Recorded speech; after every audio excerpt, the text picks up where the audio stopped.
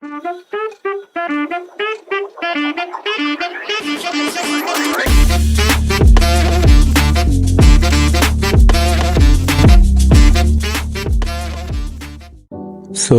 hello everyone, it's 2025 and today we are taking a look at iPhone 11, Apple's flagship from 2019. With newer models like the iPhone 15 and 16 dominating the market, is the iPhone 11 still a good choice or is it officially outdated? Let's dive in and find it out. So, firstly, we are talking about the design and build quality. The iPhone 11 still holds up the surprisingly well in terms of design. With its aluminium and glassy body, it feels premium, though a bit bulkier compared to modern flagship.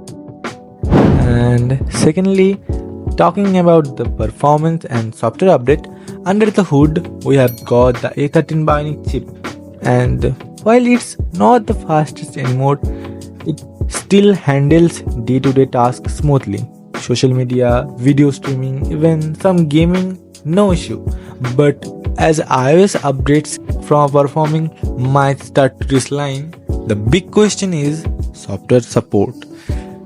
Right now, in 2025, the iPhone 11 still gets iOS update, but how much longer? Apple typically supports the devices for around 6 to 7 years, so you might get updates until 2026 or 2027. Talking about the camera performance, the dual 12MP camera system was impressive back in 2019, and honestly it still holds up good photos. Photos in good lighting are sharp and night mode is decent, though newer phones do better in low light conditions. Talking about the video, it supports 4K at 60 fps. It's still smooth, but you will miss out on new features like cinematic mode. For casual users, it's still a great camera. So talking about the display, there is where people get divided. The iPhone 11 has 6.1-inch liquid retina LCD display. It's not OLED, so colors and contrast are not as rich as you find on newer iPhones. But honestly, it still looks pretty solid. It maxes out 625 nits of brightness, which is decent for outdoor use, and the resolution is sharp enough for day-to-day tasks. And talking about the refresh rate, it gives us 60Hz refresh rate.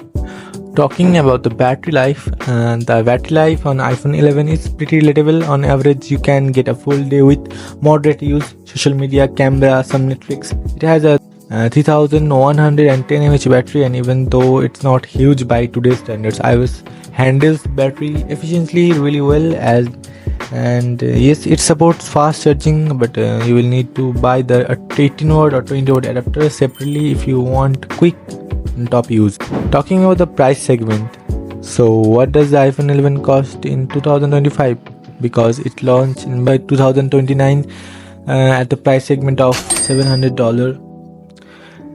Depending on the condition and storage, you can find the iPhone 11 in 2025 at $200 to $300.